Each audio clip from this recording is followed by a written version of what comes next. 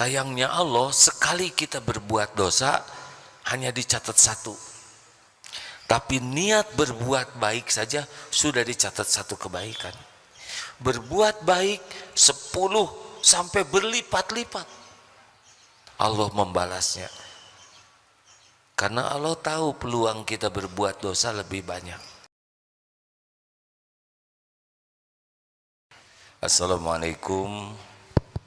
Assalamualaikum warahmatullahi wabarakatuh.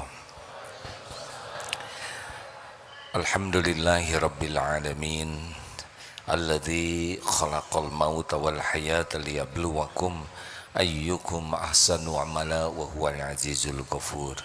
Allahumma salli wa sallim wa barik ala Muhammadin wa ala alihi wa ashabihi ajma'in.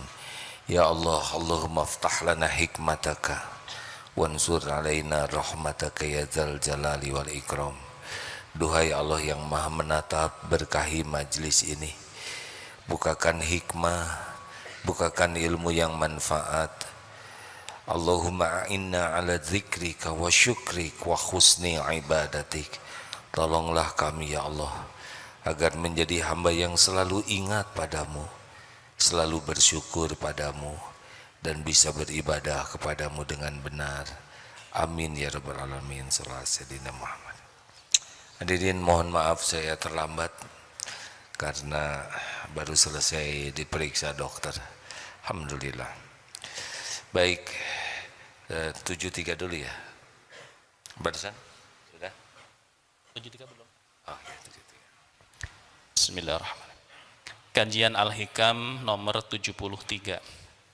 Bismillahirrahmanirrahim. Man lam yuqbil 'ala Allahi bimulatafatil ihsani quyida ilaihi bisalasilil imtihani.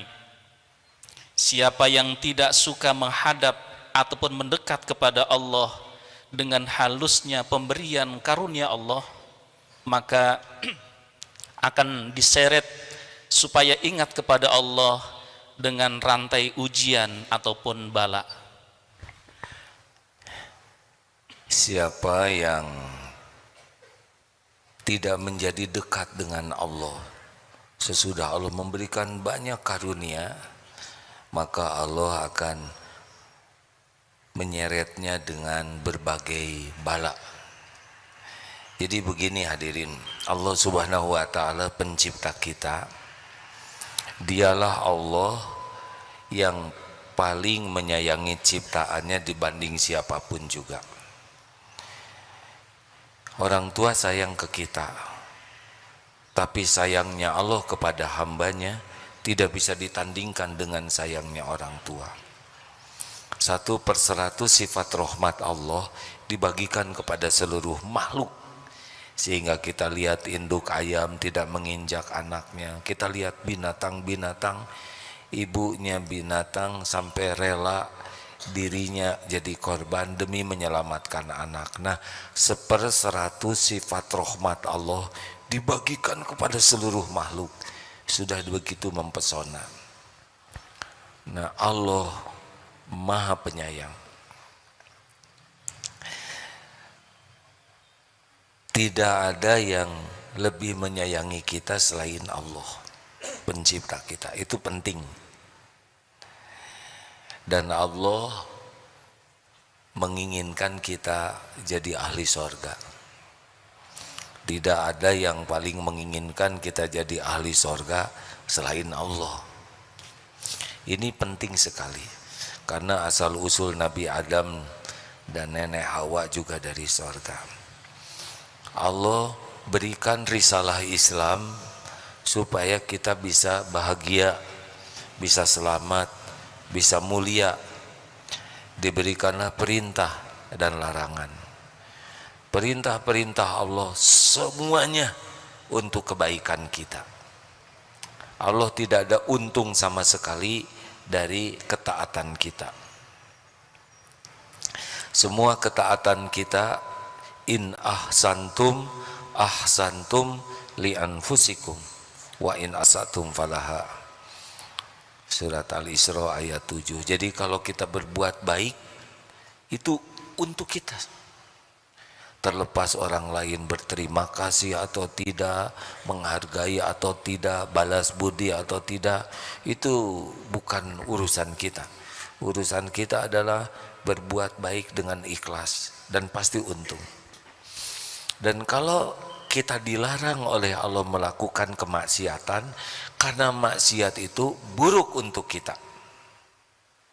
Maksiat membuat kita tidak bahagia, maksiat membuat kita hina, maksiat membuat kita celaka. Jadi Allah tidak rugi kita berbuat maksiat, yang pasti rugi adalah zalamtu nafsi, diri kita sendiri. Sayangnya Allah, sekali kita berbuat dosa hanya dicatat satu, tapi niat berbuat baik saja sudah dicatat satu kebaikan. Berbuat baik 10 sampai berlipat-lipat Allah membalasnya, karena Allah tahu peluang kita berbuat dosa lebih banyak. Jadi kita niat baik saja sudah dicatat, niat jelek belum. Berbuat jelek 1, berbuat baik 10 700 kali lipat, atau bahkan ada yang lebih dari itu. Sudah gitu, yang ketiga, Allah menutupi maksiat yang kita lakukan. Allah kan menyaksikan zina mata, zina pikiran, semua maksiat. Allah mendengarkan setiap kebohongan kita, dilebih-lebihkan semua, baik yang tersembunyi di hati, tersembunyi di pikiran, tersembunyi dalam perbuatan apapun, semua maksiat kita disaksikan oleh Allah, tercatat sempurna, detail, tapi ditutup-tutupi oleh Allah, sehingga orang menyangka kita ini orang baik. Allah tahu sholat kita tidak khusyuk sama sekali, tapi Allah tidak menyegerakan azabnya. Benar? Ini penting pemikiran ini, hadirin, bahwa kita mengkhianati Allah. Allah berikan banyak nikmat, setiap saat kita tidak mengakuinya itu nikmat dari Allah, bahkan kita anggap milik kita. Kita diberikan kecerdasan, saya yang pintar.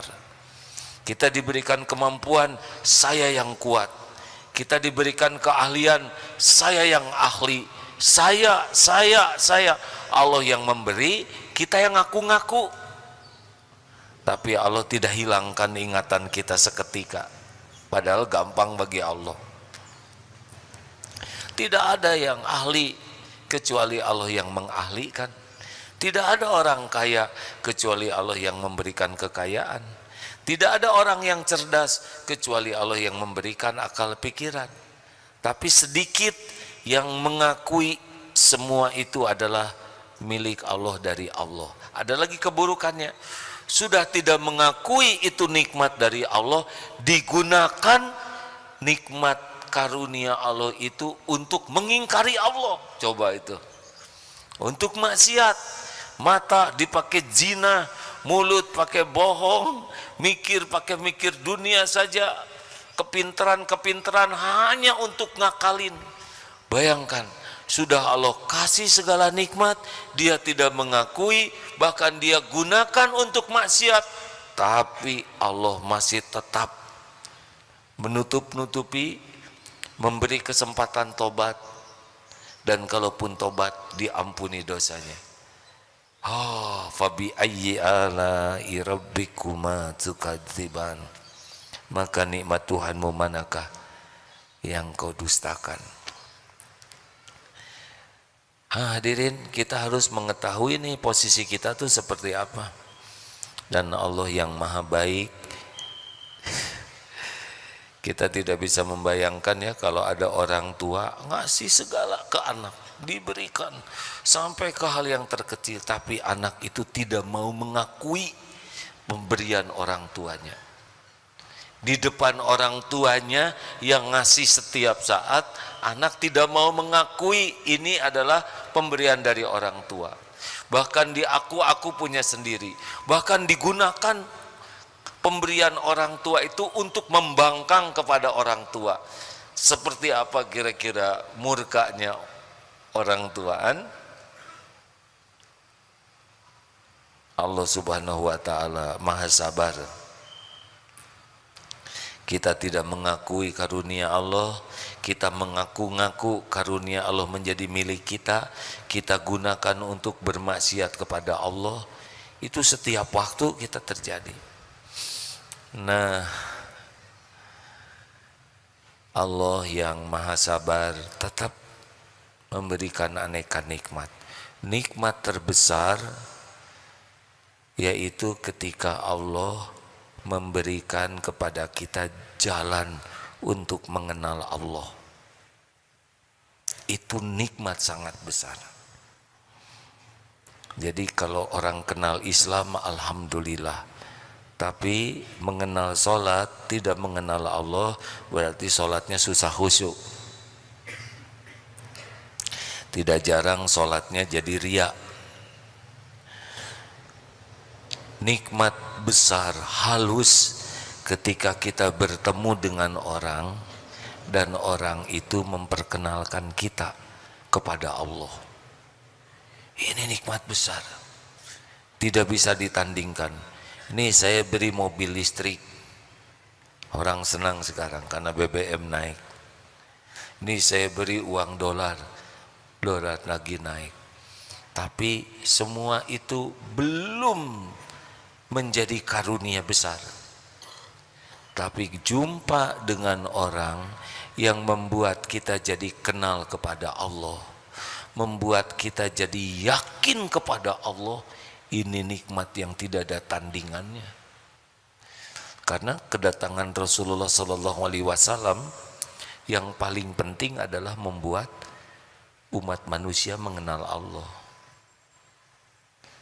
Nah, ini yang sering kita lupakan. Kita seakan-akan nikmat tuh kalau dapat sehat, dapat uang, dapat finansial, omzet meningkat, tabungan meningkat, terlalu dangkal. Itu pun bagian dari nikmat. Tapi nikmat itu cobaannya lebih besar. Kecenderungan lupa ke Allahnya lebih. Nah, rekan-rekan, jadi kalau kita punya teman ini tidak bisa ngasih uang ke kita, tidak ngasih apa, tapi kalau kita ketemu teman ini, kita jadi ingat ke Allah.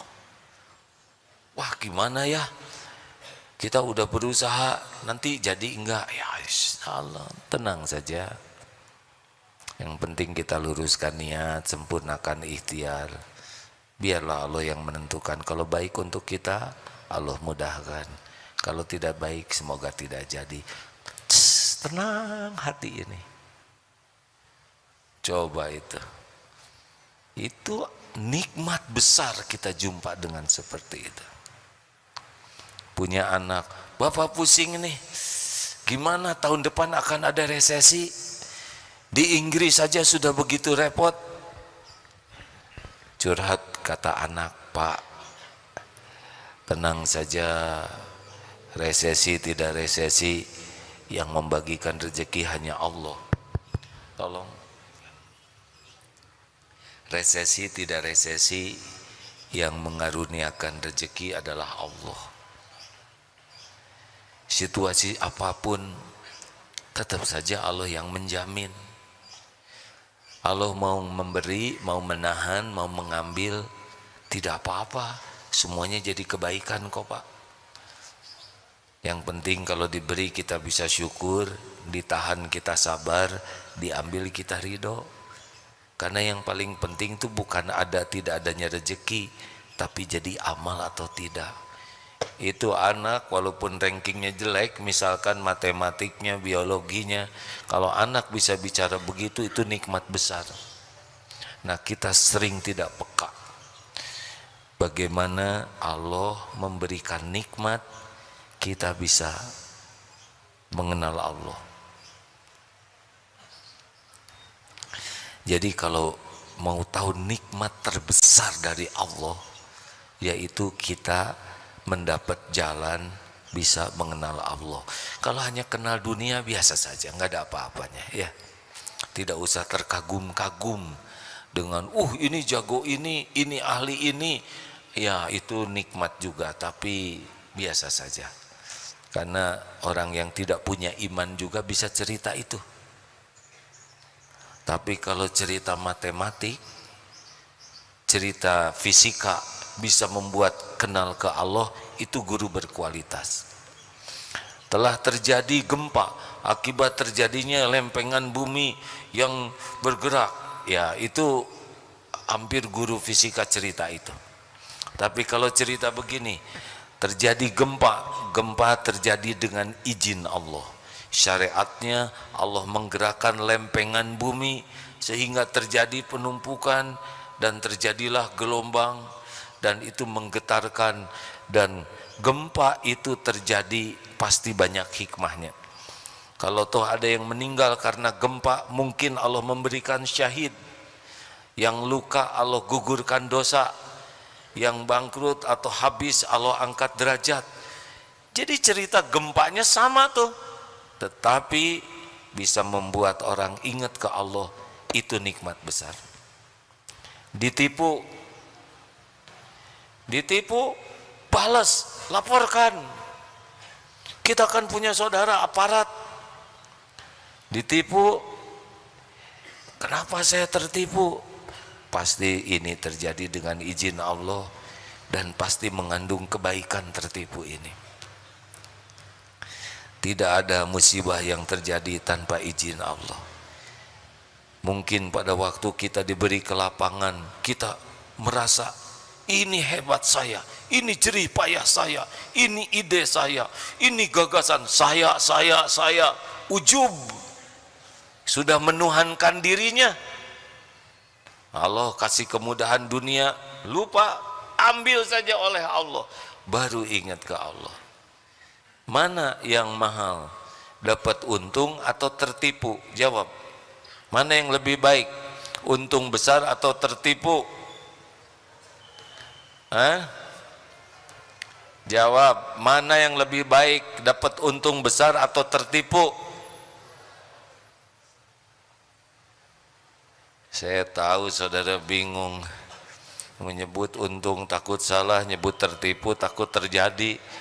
Untung besar itu kalau kita jadi dekat dengan Allah. Kasih untung besar, ingat ke Allah, segera dinafkahkan di jalan Allah, tawadu, syukur, untung. Dikasih musibah, ternyata jauh dari Allah, 2 kali lipat. Udah kena pahit, ketipu, udah gitu jauh dari Allah. Tapi untung yang asli itu adalah apapun yang membuat kita jadi dekat dengan Allah. Makanya kalau kita kurang syukur, ya siap-siap Allah akan menarik kita dengan berbagai kepahitan.